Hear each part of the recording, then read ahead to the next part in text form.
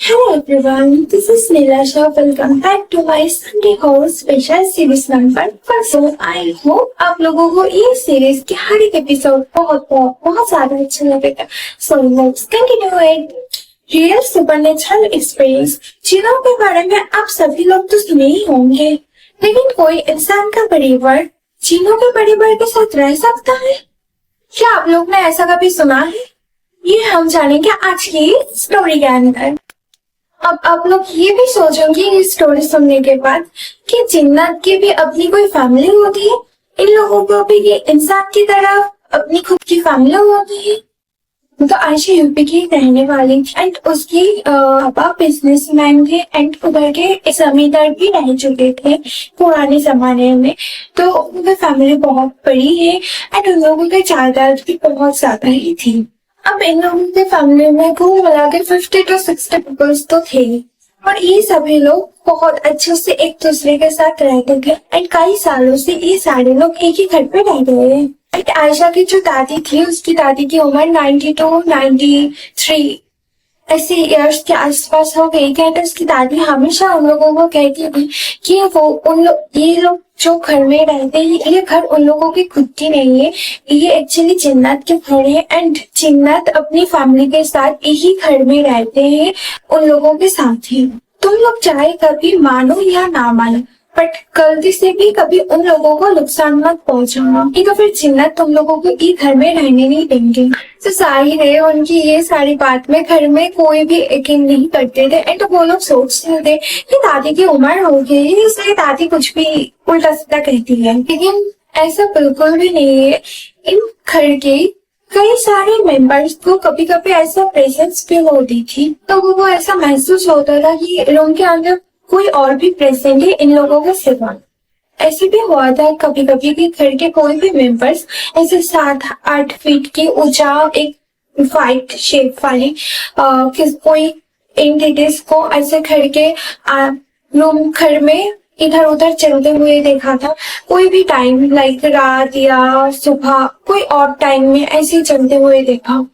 But जाहिर है घर के सब लोग ये सारी बात को निगलेक्ट करते थे क्योंकि कभी ऐसा कुछ डर नहीं लगता था, क्योंकि जिन्नत ने कभी घर के कोई भी मेंबर्स को कभी भी कोई भी तरीके से नुकसान नहीं पहुंचाया था. तो आयशा की दादी जब भी ये सारी बात करती थी तो आयशा के मॉम के साथ आयशा की दादी की बहस हो जाती थी कि ये छोटे छोटे बच्चे को अम्मी अब ये जिन्नत के बारे में क्यों बोलते रहे, तो ये लोग तो खामोगा ही डर जाते हैं, ऐसा कुछ भी नहीं होते. आप बच्चों के साथ एटलीस्ट ये सारी बात तो मत क्या करें. तो उसकी अम्मी ऐसी कहती थी. तो पूरे परिवार ऐसे खुशहाली जिंदगी लीड कर रही थी. बट एक बात उन लोगों के सहन में हमेशा रहती थी कि आयशा एंड उसकी जो सारे कजन्स थी ना, सारे लोग ही बहुत ज्यादा खूबसूरत थे एंड ये सभी की शादी की उम्र हो गई थी एंड इनमें से ना किसी की भी शादी नहीं हो पा रही थी.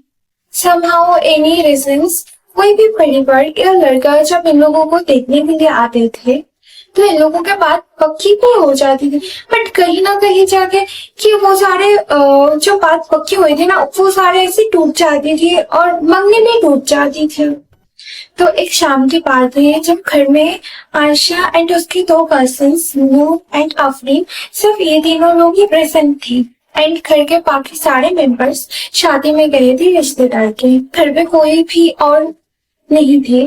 तो जब घर में कोई नहीं थी तो ये तीनों सिस्टर्स ने क्या किया, तो जैसे कि सबको पता होता है कि घर में जब कोई भी नहीं रहते तब आप लोग अपने अपने खुद के काम करने में बिजी हो जाते हैं. तो एक गर्ल्स के लिए तो यही होती है ना कि खुद अपने मेकअप वगैरह किए, जैसे इंस्टाग्राम के लिए फोटोज खींचनी. तो वो लोग ने तीनों ने अपने फेस पे मेकअप किया एंड अच्छे क्लॉथ पहने एंड ये तीनों ने छत पे पहुंची अच्छे क्लॉथ्स एंड अच्छे से ग्रूम अप करके फोटोज खींचने के लिए. तो ये लोग तीनों एक दूसरे के फोटोज क्लिक करते रहे थे. कभी अफरीन नूर की और नूर कभी अफरीन की, कभी आयशा अफरीन की. तो ऐसे एक दूसरे के फोटोज क्लिक करते रहे थे छत पे. तो अभी अफरीन और आयशा दोनों एक साथ खड़ी हुई थी एंड नूर इन लोगों फोटोज क्लिक करते रही थी. तो अभी फोटोज क्लिक करने के बाद नूर ने सोचे कि वो खुद एक सेल्फी ले ले. तो वो सेल्फी कैमरा ऑन किया एंड खुद की फोटोज क्लिक की. तो उसने फोटोज क्लिक करके तो उसने सेल्फी कैमरा ऑन की एंड देखी।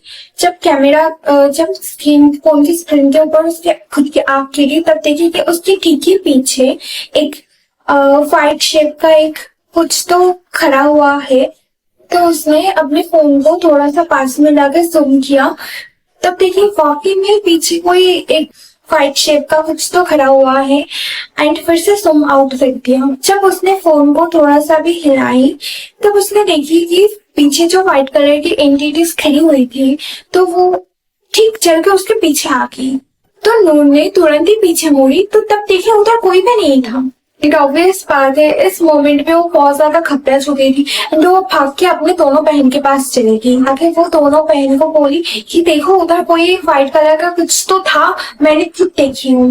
दोनों के दोनों बहन उधर देखती है एंड कहती है इधर तो कुछ भी नहीं है। एंड ऑब्वियस बात है, वो दोनों उधर जाके देखते हैं, छानबीन करते हैं, उधर कुछ भी नहीं थी। स्क्रीन ने आयशा से बोली कि तो मेरी फोटो खींचो, देखते कुछ दिखती है कि नहीं। तो फोटोज के अंदर और कैमरा के अंदर नूर को कुछ भी दिखाई नहीं दिया। तो ऑब्वियस बात है, इस मोमेंट में नूर थोड़ा बहुत तो कंफ्यूज हो ही गई थी एंड तभी एट द मोमेंट उसको उसकी दादी की बात याद आई। आज वो जो देखी वो सब चीज के साथ कोरिलेट कर पा रही थी एंड इसके बाद उसने इस बारे में ज्यादा कुछ सोची नहीं एंड किसी से कुछ भी डिस्कस नहीं की।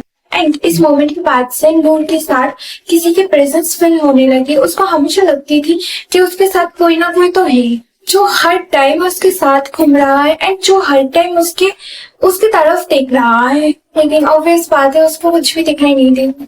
अब वो बहुत कॉन्शियस से रहने लगी एंड वो बहुत टेढ़ी टेढ़ी से रहने लगी। लेकिन पता नहीं क्यों उसने इस चीज के बारे में घर के किसी भी मेंबर से कुछ भी डिस्कशन नहीं किया। 4-5 दिन बीत गए ऐसे ही। तो उसके बाद 4-5 दिन बीतने के बाद उसके अम्मी ने नोटिस की कि नूर के बिहेवियर में कुछ तो चेंज आ रही है। क्योंकि जो लड़की घर में इतना खेलती कूदती रहती थी, इतना मस्तियां करती रहती थी, क्योंकि वो घर में छोटी औलाद थी तो ऑब्वियसली सबसे ज्यादा शरारत करती थी। और अचानक से ऐसे चुपचाप कैसे होती। तो ऐसे सोची कि जो 5 टाइम की नमाज अदा करती थी वो तो आजकल नमाज भी नहीं पढ़ रही, तो उसको आखिर वो क्या कही है। तो उसकी अम्मी ने नूर से पूछने के लिए की कि बेटी आखिर तुम्हें वो क्या कही है, आजकल ऐसे बिहेवियर क्यों कर रही हो, जहाँ पे तुम इतनी खेलती कूदती थी आजकल इतनी ज्यादा चुप सी क्यों हो गई हो। तो फिर नूर ने उसकी अम्मी की ये सारी बात सुन के बिल्कुल ही टाल दी है। लाइक कोई अटेंशन ही नहीं दिया इस बात की कि अम्मी क्या पूछ रही है, मुझे सही से आंसर देनी चाहिए। इसलिए नूर ये सारी चीज लेके बात ही नहीं करनी चाहती थी। इसलिए उसने कुछ अटेंशन ही नहीं दी। उसने बस इतना बोली नहीं अम्मी मुझे ऐसे कुछ भी नहीं हुई, बस थोड़ी सी तबीयत अच्छी नहीं है इसलिए चुपचाप रहती हूँ। तो उसकी अम्मी को कुछ भी समझ नहीं आई। तो उन्होंने आफरीन की अम्मी के पास की एंड उनको बोलने लगी पता नहीं उनको 4-5 दिन से क्या ही हो गए। वो बिल्कुल चुप से रहने लगी, किसी से बात नहीं करती, खेलती कूदती भी नहीं है, नमाज भी नहीं अदा करती। फिर ये दोनों मिलके ये सारी बात कर रहे थे। तब ये सारी बात उनकी दादी सुन रही थी बहुत ध्यान से। फिर अचानक से पुल पड़ी, इतना सब सबर के घूमती रहती है, छत के ऊपर खुले यार लेके घूमती रहती है। आगे होंगे किसी जिन्नत का दिल इसके ऊपर, अगर कोई जिन्नत का दिल इसके ऊपर आ गया है ना फिर तो इसको कोई भी नहीं बचा पाएगा। उन्होंने जिस लहजे में बात की नूर की अम्मी के साथ, नूर की अम्मी को बहुत ज्यादा पछतावा है इस बात से। तो ऑब्वियसली इस मोमेंट में दोनों के एक दूसरे के साथ लड़ाई स्टार्ट हो गई। तो नूर की अम्मी ने बोली कि अम्मी आपके दिमाग ठीक है, जब भी देखो बस ये जिन्नत जिन्नत की बात करते रहती है। सुने आप मेरी बात ध्यान से, ये जिन्नत विन्नत कुछ भी नहीं होती। और आपको हक किसने दिया मेरी बेटी के बारे में ये सब कहने की? आप क्लास में खड़ के पढ़े इसलिए मैं आपके लिहाज कर रही, पर मेरी बेटी के बारे में कुछ भी उल्टा सीधा कहने की जरूरत नहीं है आपको।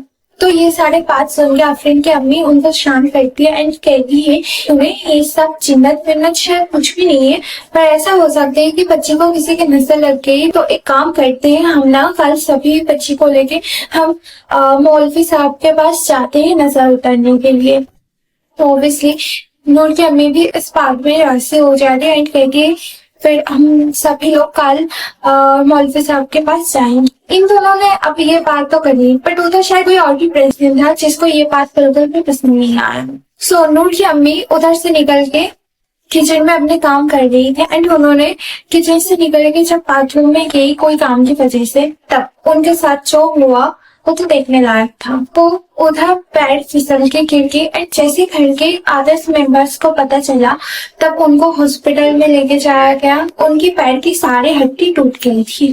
तो अजीब बात लगती है ना, सिर्फ थोड़ा सा गिरने से उनकी हड्डी टूट गई, वो भी इतने सारे, पूरा पैर ही फ्रैक्चर हो गई एंड उनके पूरे पैर में प्लास्टर कर दिया। अब ये इंसिडेंट से ऐसा तो लगता ही है कि उधर कोई और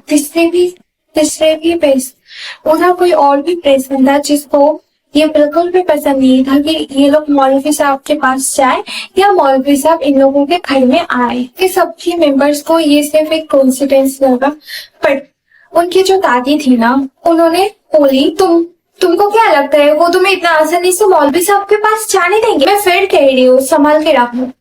इतना बात कह के उसकी दादी इधर से चली जाती है। तो थोड़ी देर बाद आफरीन की अम्मी आफरीन को खाना देती है, कहती है कि ये जाओ ये खाना जाके दादी के कमरे में दे के आओ। तो इन लोगों को जो दादी थी तो वो अपने कमरे में लेटी हुई थी, तो इनकी दादी की जो पलंग थी वो उसके ऊपर लेटी हुई। तो उनकी दादी के जो फेस की डायरेक्शन थी वो दीवार की तरफ थी एंड आफरीन की तरफ उसकी दादी की बैक पोर्शंस थी। तो आफरीन ने उसकी दादी को आवाज दी, फिर भी नहीं उठी। फिर धक्का लगाई, तब तो उसने कुछ अलग ही देख ली एंड आफरीन इस मोमेंट पर बहुत जोर से चीख पड़ती है एंड इतनी जोर से चीखने की वजह से पूरे घर के जितने सारे मेंबर्स थे सारे उसकी दादी के कमरे में आ गए कि हुआ क्या है, इतनी जोर से चीखी थी। उसकी दादी की पूरी बॉडी पैरालाइज हो गई थी एंड उसकी दादी कुछ कहने की कोशिश कर रही थी, बट उसकी दादी कुछ भी बोल नहीं पा रही थी एंड उसकी दादी की आंख भी बड़े अजीब तरीके की हो गई थी एंड उनकी ये हालत देख के आफरीन अचानक से चीख पड़ी थी। इस मोमेंट पे नूर की अम्मी को उसकी दादी के बाद याद आने लगी कि इस 2 दिन में आखिर घर में इतने सारे इंसिडेंट हो कैसे गई। तो नूर की अम्मी उसके शोहर से कहती है कि सुने मेरी बात, शायद अम्मी सही कह रही थी कि इस घर में शायद जिन्नत हो सकते, तो हमें मौलवी साहब को बुला लेनी चाहिए एक बार। एंड इस बात को सुनकर उनके शौहर कहते हैं दिमाग खराब हो गई है तुम्हारी, अम्मी की तो उम्र हो चुकी है, मैं तो इतने सालों से ये घर में रह रहा हूँ, मेरे को तो कभी कोई जिन्नत विन्नत नजर नहीं आए कि तुम सारे औरत और पूरी औरत लोगों को ही क्यों जिन्नत नजर आती है। अब इस बात में नूर की अम्मी सोचते हो शायद कुछ ज्यादा ही दिमाग लगाई, ऐसी जिन्नत विन्नत शायद कुछ भी नहीं होती, तो उनको ये सब बारे में सोचनी नहीं चाहिए। और रिसेंटली घर में ये जो सारे इंसिडेंट हुए हैं शायद ये सब की वजह से वो कुछ ज्यादा ही सोच रही है। एंड इधर नूर की अम्मी को जो पैर में फ्रैक्चर एंड दादी को जो पैरालिसिस अटैक हुई, तो ये दोनों चीज की वजह से ना घर वालों के नजर नूर के ऊपर से बिल्कुल ही हट चुकी थी कि नूर कैसे बिहेव कर रही है, नूर घर से नहीं निकल रही, रूम से नहीं निकल रही, ये सारी चीज लोगों के सहन से पूरी तरीके से गायब ही हो गई थी। एंड नूर तो 1-2 दिन पहले थोड़ा बहुत ही बात कर रही थी लोगों से, बट अब तो वो उतनी भी करनी छोड़ती एंड वो तो खुद अपने रूम से बाहर निकलती ही नहीं है, पूरी दिन सिर्फ अपने कमरे के अंदर बैठी रहती है। एक रात की बात है, आफरीन पानी पीने के लिए किचन में गई, तो जब किचन में पानी पी रही थी तो उसको ना बाथरूम के उधर से पानी गिरने की आवाज आई। तो इन लोगों के जो किचन और बाथरूम के पोर्शंस थे ना, दोनों एक दूसरे मतलब किचन से बाथरूम के पोर्शंस पूरा साफ साफ क्लियरली विजुअलाइज होती थी। तो आफरीन ने क्या की, वो पानी पी, फिर ग्लास को रखी टेबल के ऊपर, फिर उसने खिड़की की तरफ चली गई देखने के लिए कि आखिर नल किसने ऑन करके रखी है। वो जो देखती है कि नल के पास एक 8 फीट का सफेद कलर का आदमी खड़ा हुआ है एंड वो बाल्टी के पानी से अपने हाथ पैर धो रहा था। जाहिर सी बात है ये मोमेंट पे आफरीन के मुंह के पानी उसके सीने में अटक गई और वो एट द मोमेंट वही के वही नीचे बैठ के बेहोश हो गई। पूरी रात वो वही के वही बेहोश होकर पड़ी रही एंड सुबह उठ के जब घर वालों ने देखी आफरीन किचन के अंदर बेहोश होकर गिरी है, तो उसको उठाई एंड उससे पूछी कि क्या हुई बेटी, तुम इधर ऐसे कैसे गिरी हुई हो। एंड उसने जो बोली कि उसने काल रात में एक सफेद लिबास पहन के कोई एक इंसान को उसने बाथरूम के अंदर हाथ पैर धोते हुए देखा था, वो भी 8 फीट का एंड ये देखने के बाद उसको बहुत ज्यादा डर लगे एंड वो डर के मारे उधर ही बेहोश हो गई। एंड इस दिन की ये इंसिडेंट के बाद कि घर के सारे मेंबर्स थोड़े से सीरियस हुए भी चिन्नत को लेकर। एंड सच में इन लोगों के साइड में अब एक ही बात थी कि सच में हमारे घर में चिन्नत की फैमिली भी रहती है, हमें तो ये पता ही नहीं था। घर में बातचीत हुई, सारा मशवरा हुआ, फिर घर के सारे मेंबर्स को बोल दिया गया हमेशा घर में नजर रखे। तो इधर जो आफरीन थी ये सबसे ज्यादा नजर रखने लगी हर एक चीज के ऊपर। तो एक दिन करीब रात 11:30 के आसपास वो जब अपनी दादी के पैर में तेल से मालिश कर रही थी तब अचानक से एक इधर की खुशबू आई जो लाइक बहुत ही ज्यादा अच्छी मतलब बहुत ही ज्यादा अच्छी खुशबू थी। एंड वो जो इधर थी ना वो कुछ इस तरह की इधर थी कि एक मर्द ने जैसे कि इधर लगा के रखी है। तो खुशबू सुन के उसने मालिश करना छोड़ के अपनी खुशबू की सोर्स ढूंढने लगी कि ये खुशबू आखिर कहाँ से आई है, कि उसके अब्बा या उसके चाचा किसी ने ये इधर लगा के रखे हैं क्या। फिर इस मोमेंट पे वो सबके कमरे में गई कि इसने ये इधर लगा के रखा है ये। तो उसने पहले अपने अप्पा के कमरे में गई, उसके अप्पा सो रहे थे और उधर कोई भी स्मेल वगैरह नहीं था। फिर चाचा चाचू मामू जान के कमरे में भी गए, फिर किसी के भी कमरे में कोई भी इधर की खुशबू नहीं थी, किसी ने ये इधर यूज ही नहीं किया था। वो हर एक कमरा देख के आई बट ऐसी खुशबू किसी भी कमरे से नहीं मिली उसको। तो उसने वापस अपने दादी के कमरे में आई एंड उसने तब नोटिस की कि ये खुशबू जो है ना ये तो सीढ़ियों के कोई ऊपर वाले कमरे से आ रही है। तो ये खुशबू को फॉलो करते करते वो छत पे पहुंची। एंड इन लोगों के घर में ना छत पे एक कच्चा घर बनाया हुआ था, एक कच्चा रूम बनाया हुआ था। ये रूम कुछ इस टाइप की थी कि जिसमें साइड पे सिर्फ ईंट के वाल थे एंड ऊपर टीन के क्या कहते हैं टीन के रूफ लगाया हुआ था। एंड ये इसके बीच में एक छोटी सी ऐसे विंडो बना के रखी थी जिससे वो रूम के अंदर रोशनी जा सके। तो आफरीन ने इस खुशबू को फॉलो करते करते वो उस रूम तक पहुंचे एंड वो छोटे विंडो से रूम के अंदर झांक के देखी। उसे वहां पर नूर किसी से बात करती हुई नजर आई। तो इस मोमेंट पे आफरीन को ऐसे कुछ लगे कि शायद नूर अपनी बॉयफ्रेंड से बात कर रही है। तो वो नूर से कुछ भी ना बोल के वो सीधी दबे पैर पे फिर से दादी के कमरे पे चली जाती है। एंड जब वो सीढ़ियों से उतर रही थी तब वो तो अचानक से ऐसे चौंक ही गई। उसके ठीक सामने नूर खड़ी हुई थी एंड उसके तरफ देख के अचानक से स्माइल करने लगी।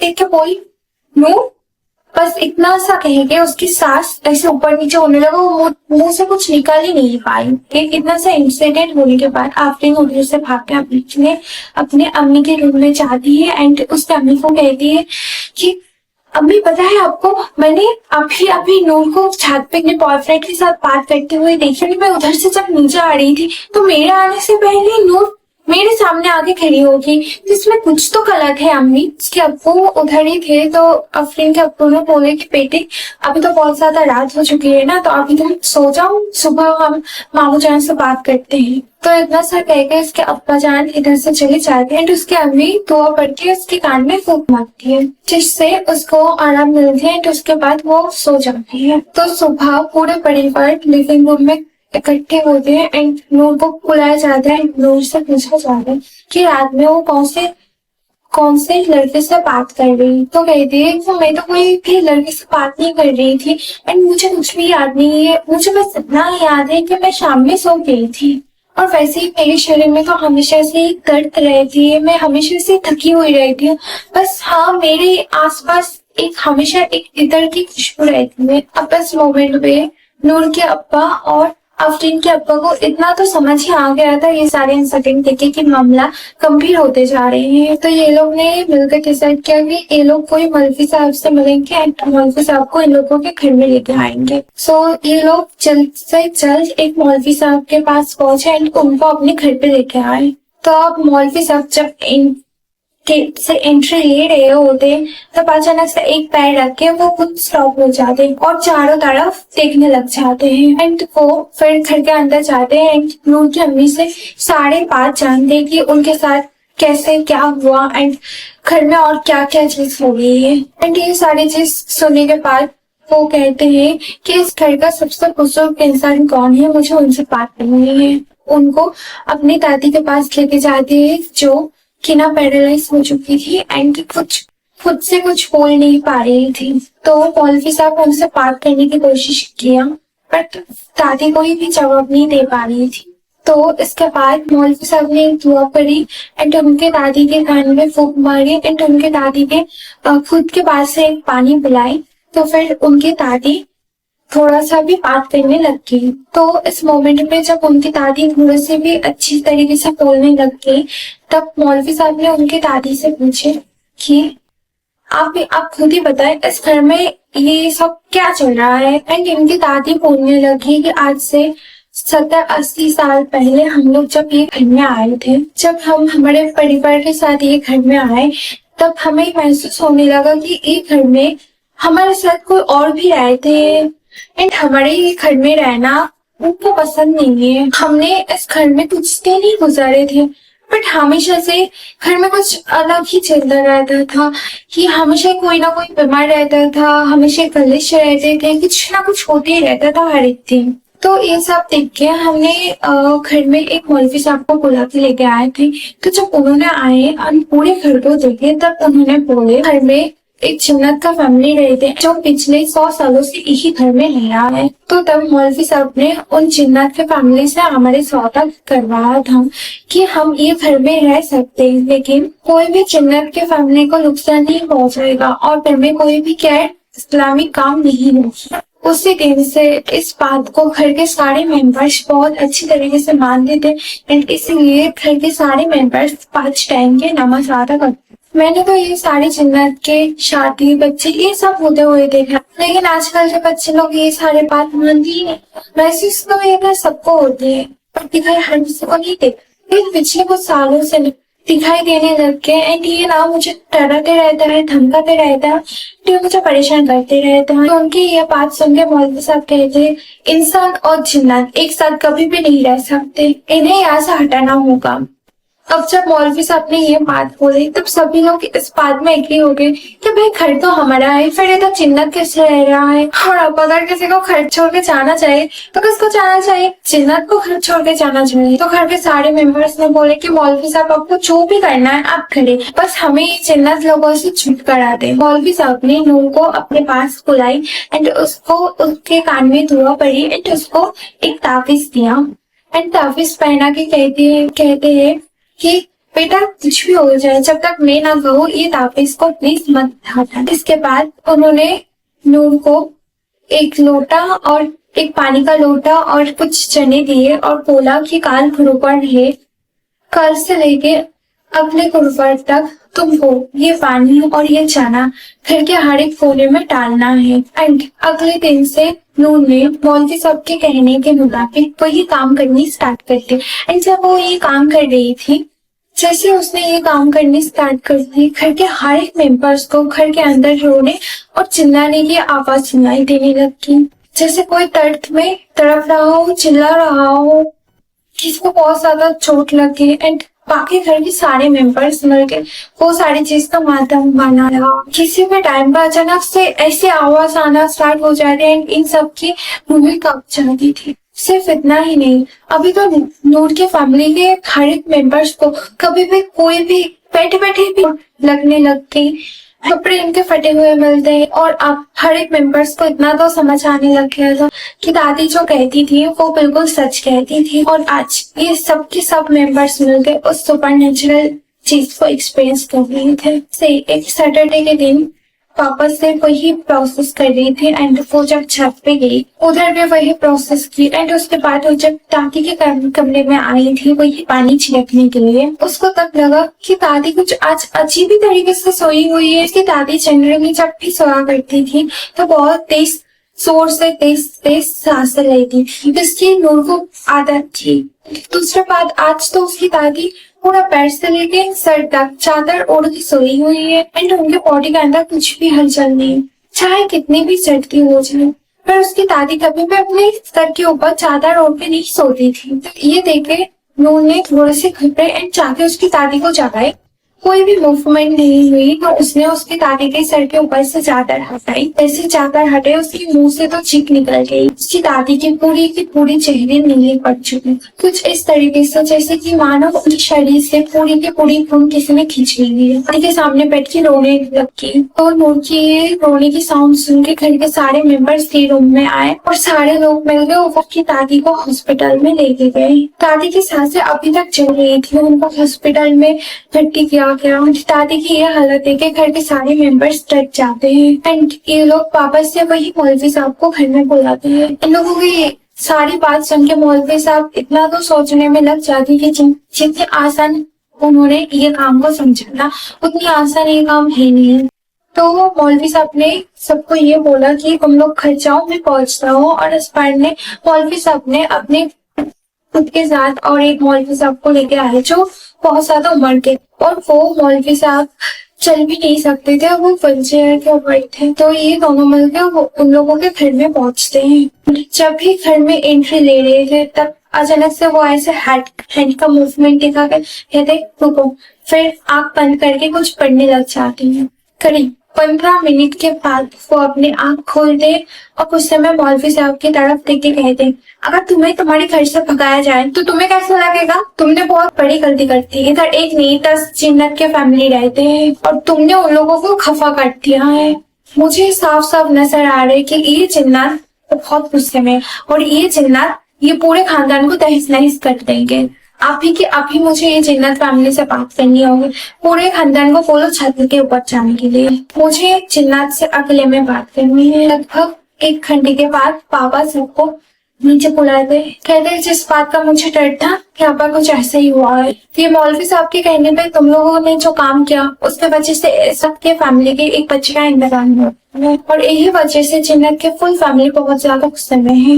यही बच्चे के इंतकाल से ये लोग बहुत ज्यादा दुख में थे एंड तुम लोगों को जो रोने का साउंड आ रहा था ना, ये इससे वजह से आ रहा था। लेकिन मैंने इस परिवार की सबसे बड़ी जिन से बात की। उन्होंने ये बताया कि इस परिवार के एक जिन काफिल हो गया है और उसके दिल नूर के ऊपर आ रहा है। सो इसी वजह से नूर को भी ये सारी परेशानी हो गई है। अब वो जिन इस्लाम के रूल्स और रेगुलेशंस को फॉलो नहीं कर रहा है और अब वो शैतानी किस्म का जिन बन गया है। इनकी फैमिली ने खुद अपने घर से वो जिन को भगा दिया है, बट ये मौलवी साहब के काम की वजह से जिनके फैमिली के एक बच्चे का इंतकाल हो गया, एक बच्चे मर गए और इसी वजह से ये जिन के फैमिली ने अब ये ठान ली है कि इस परिवार को पूरा खत्म करके छोड़ेगी। ये काम की स्टार्टिंग हो चुकी है तुम्हारी दादी के साथ। से मैं उनसे बात किया पर मुझे तो नहीं लगता वो लोग इतना आसानी से शांत होने वाले हैं। एंड इस मोमेंट में मौलवी साहब की ये सारी बात सुन के फैमिली के कोई भी मेंबर्स को ये समझ नहीं आ रही थी कि वो लोग